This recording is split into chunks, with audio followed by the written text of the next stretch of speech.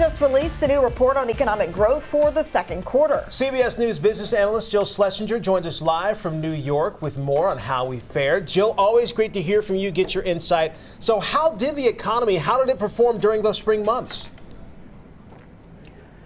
We did really well. We actually saw growth come in stronger than expected, an annualized pace of 2.8% in April, May, and June. Now, listen, economists were thinking that we would do better than our first quarter growth rate, which was 1.4% annualized. And we came in at 2.8, which is more than the 2 or so that was expected. So I just have to be clear. A lot of this is powered by us consumers, that consumers spent more than a lot of people thought we would. So everything from on the service side, maybe it was housing and utilities, but also healthcare, but also we saw spending on cars and auto parts, and even there was some spending on furniture. So pretty broad-based. We're feeling okay, I guess, enough to spend that money. Are you surprised to hear that, given the cost of everything, like you just mentioned, cars, housing, it's so expensive? Are you surprised to hear that we did so well?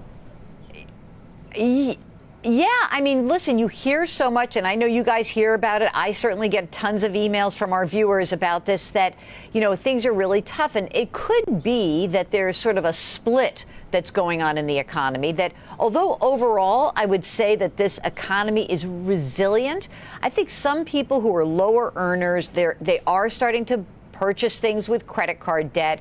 They're a little bit late on some of those debt payments. And I think some of the people who have jobs, have gotten raises, and also have enjoyed a really good stock market, those folks are spending more. So it could be that we're seeing a little bit of maybe a split between the haves and the have-nots, not surprisingly, when prices stay high. How would you describe the current economy?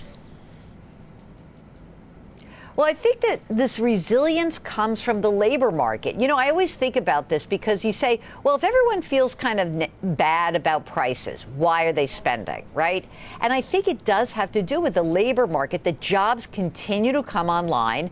Now, we're not seeing as strong a labor market when, things were sizzling in 2022 and beginning of 23, but we keep seeing jobs added. We see that wages are now outpacing inflation. So I think as long as the job market stays as solid as it has been, we are likely to see consumers being able to spend money. But as soon as you see any news of lots of mass layoffs in lots of different industries, not just one at a time, that's when I think we have to say, things could be turning. So far, we don't see any sign of that. Well, that's definitely good. Let's hope we can keep that momentum going. Jill Schlesinger, we always appreciate your insight. Thank you.